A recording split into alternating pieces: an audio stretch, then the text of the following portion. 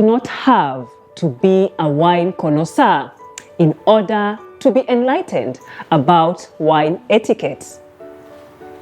As an elegant person, it is imperative to at least be informed about the basics of wine do's and don'ts.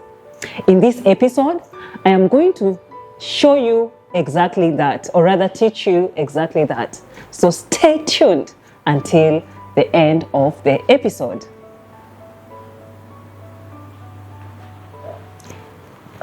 Section A, I'm going to tell you about the wine do's and don'ts.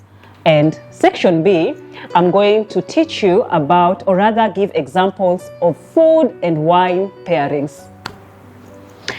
The first wine do's and don'ts. Wines, both red and white wines, are to be stored in their right temperatures. Otherwise, if they are not stored in their right temperatures, the wine may end up having a very flat taste, or rather a burnt taste, which was not originally intended for the wine. So, the temperature in which we store the white wine is different with the temperature in which we store red wines. Lighter red wines, the right temperature for storage of lighter red wines is 12 to 16 degrees Celsius. The right temperature for heavier red wines, like Malbec for instance, is 14 to 20 degrees Celsius. The right temperature for full-bodied white wines is 10 to 12 degrees Celsius.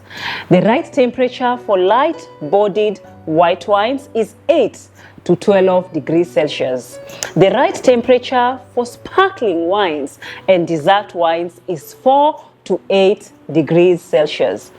And the right temperature for storage of champagne is 7 to 10 degrees Celsius.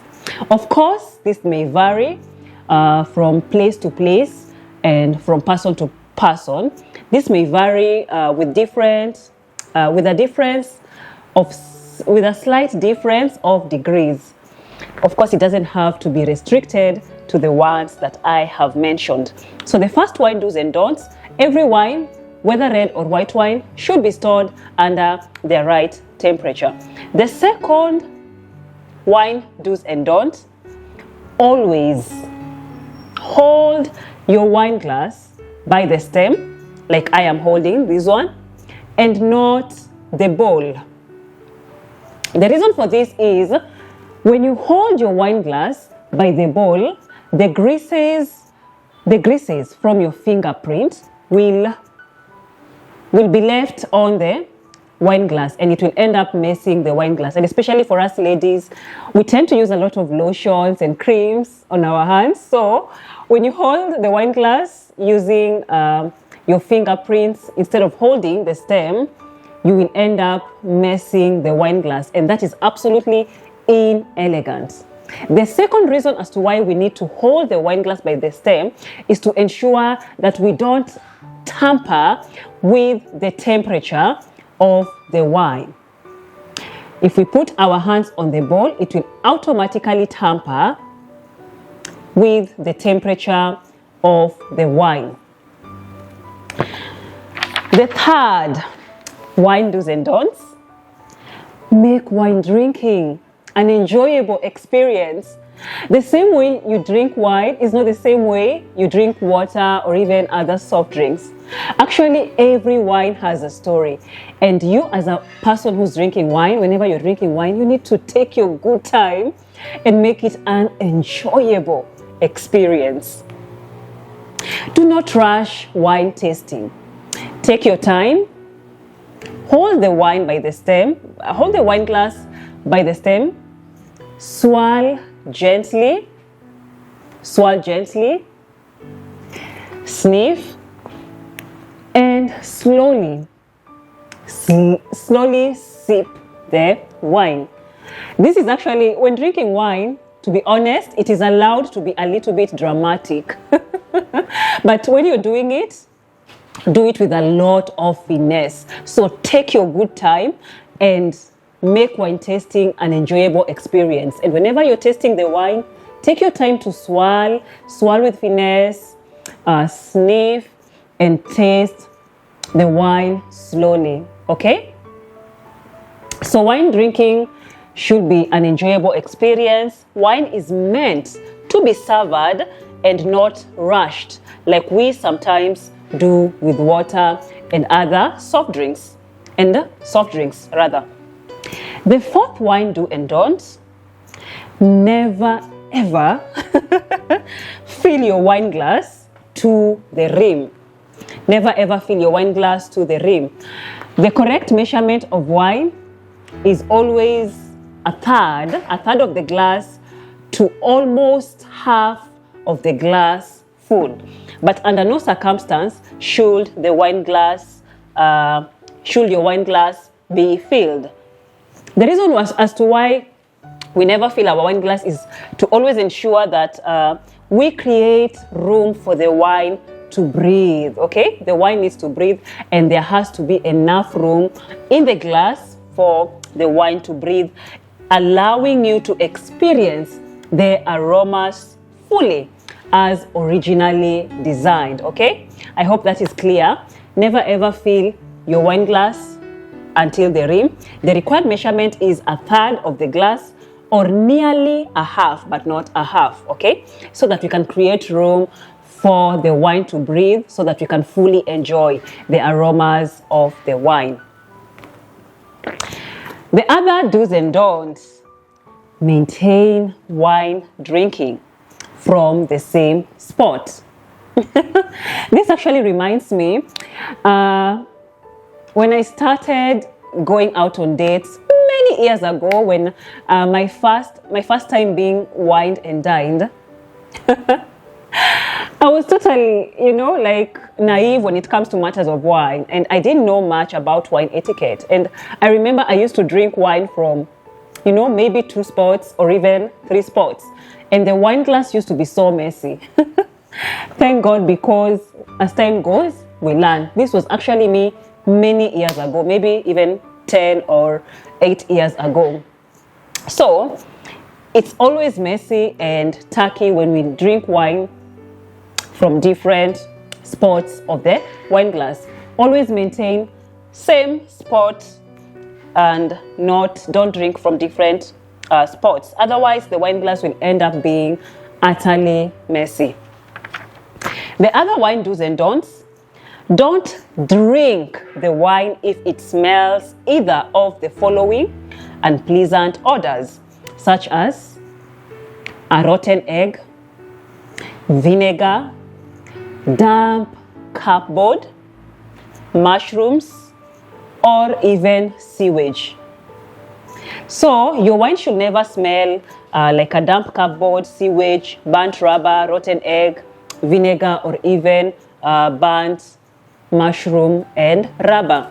If it smells any of the following during wine tasting, when the waiter brings you the wine to taste and it smells either of the following, please just politely decline and order for a different wine. You can just say something like, when the waiter brings the wine and it has given any of these pleasant orders, you can say something like, thank you, but I prefer trying a different wine. Could I please have another alternative? And just smile. You don't need to be rude and create any kind of drama. So just politely decline and order for a different wine. So your wine should never ever give an unpleasant odor. Do not cheers by the rim. Never ever cheers by the rim. It's actually very common, but it's very inappropriate. Cheers by the bowl or the bell instead. And while clinking glasses, make sure you maintain eye contact with whomever person that you are dining with or even drinking the wine with. So never ever cheers by the rim.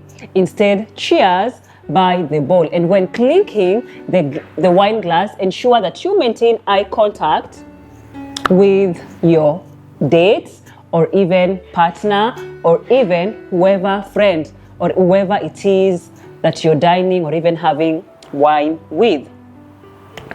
If you're hosting guests, pour wine for your guests first and then pour to oneself only after pouring to your guests. And when pouring wine to your guests, you want to make sure that the same amount that you're going to pour onto your guests' wine glasses is similar or even relatively similar to yours. You don't want a scenario whereby you've poured very less amount of wine onto others' glasses, and then onto yours it's like a huge amount. That will give a very wrong impression of oneself, okay? So try to pour a relatively similar or even similar amount on every wine glass. When pouring a glass of wine for someone, hold the bottle at the base. Hold the bottle at the base. And after pouring the wine, rotate quickly rotate the bottle away from the wine glass, okay?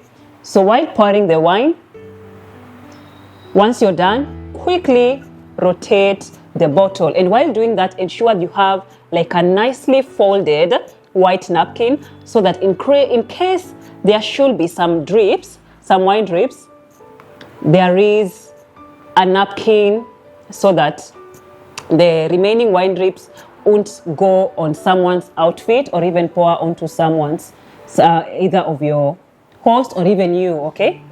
So this, I think, is also vital for, especially if you're a waiter or someone in the service industry, like maybe you do a lot of wine serving and all that. It's important to note that you need to hold the wine bottle by the base, and then after pouring, quickly rotate the wine, and then ensure that you always have a white nicely folded napkin. Lastly, the use of the right type of wine glass. The wine glass that you serve red wine is different from the wine glass that you use to serve champagne, as well as the one that you use to serve white wine. So the glasses are always different. Normally, the glass for serving red wine always has a larger surface areas. Yeah, like this one. Something similar to this, but it's even more larger than this. So the glass of serving white wine should have quite a larger surface area compared to the wine glass used to serve white wine. White wine, it's always medium. This is actually perfect for serving white wine. It's always medium. The surface area is medium. And champagne, it's always served on classic flutes, which are rather very narrow and very slim, with an extended and larger and narrow stem. So I hope that is clearly noticed. Serve the right wine glass on the appropriate. Serve each and every wine glass on its appropriate glass. For red wine, the surface area is always quite huge. For white wines, the surface area is medium. And for champagnes and prosecco, the surface area, it's always classic champagne flutes, and it's always narrow or rather slimmer, and the stem is always quite elongated, unlike the stem of the red wine and white wine. Section B, we are going to talk about food and wine pairing. So you might want to pair full-bodied red wine, like for instance Malbec, with food items such as barbecued meats, steaks, Sweet chocolates and also lamb chops, they pair very well with full-bodied red wines, like for instance, Malbec. Medium-bodied red wines pair well, like for instance, Merlot, yeah? I hope I'm pronouncing it correctly. Like for instance, Merlot pairs well. Medium-bodied red wines pair well with tomato-based pasta, meat-based pasta, red meat, and some white meats. Light-bodied red wine, like Shiraz. I think this is Shiraz. Yeah, this is Shiraz. So light-bodied red wines like this one, Shiraz, pairs very well with food items like lean red meats, fatty fish like salmon, and even grilled meat. Sparkling wines and champagnes pair well with food items like salted nuts. And this makes sense.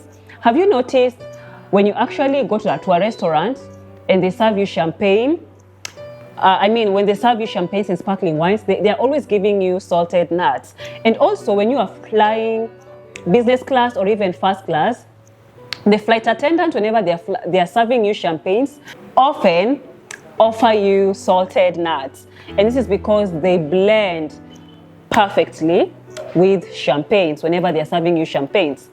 So sparkling wines and champagnes absolutely pair well with food items like salted nuts, and along with that, it also pairs well with caviar. It also pairs well with smoked salmon, cheese as well, but of course it depends with the type of cheese. And it also pairs well with roasted vegetables and grilled fish. Now let's go to rich white wines. Rich white wines, like for instance, Chardonnay, which is my favorite. Oh my goodness. I love Chardonnay when it comes to white wines. And when it comes to red wines, I love Malbec, yeah? Malbec, and sometimes Bordeaux as well for red wine. So, okay, rich white wine, like for instance, Chardonnay, it blends perfectly with food items like chicken, turkey, sushi, creamy pasta, and grilled lobster. Sweet white wine. Sweet white wine, like the German Riesling, blends perfectly with any kind of desserts. To continue, dry white wines like Sauvignon Blanc blends perfectly with nicely cooked roasted vegetables. It also blends well with fish, and it also blends perfectly with oysters. So the list could go on, and of course we have varying taste buds and varying palates. So to someone, what a certain food item might blend perfectly for them with certain kind of wines, whereas to another it may just be utterly different preferences. So these are just but examples, but of course the rules are not restricted. Different people have different palates, and of course it's always allowed to try different blending different foods and wines. Whatever it is that works best for you, of course it's allowed for you to go with that. So that was it for this episode, and I hope you really enjoyed watching this video like I did enjoy creating it and ultimately sharing it with you. Please, if you haven't subscribed to my channel, I highly encourage you to subscribe, because this goes a long way in helping me create more of these videos. And also share with friends, family members, associates, or any other kind of person that you think might love this kind of content. Otherwise, happy holidays and enjoy yourself. See you on my next episode.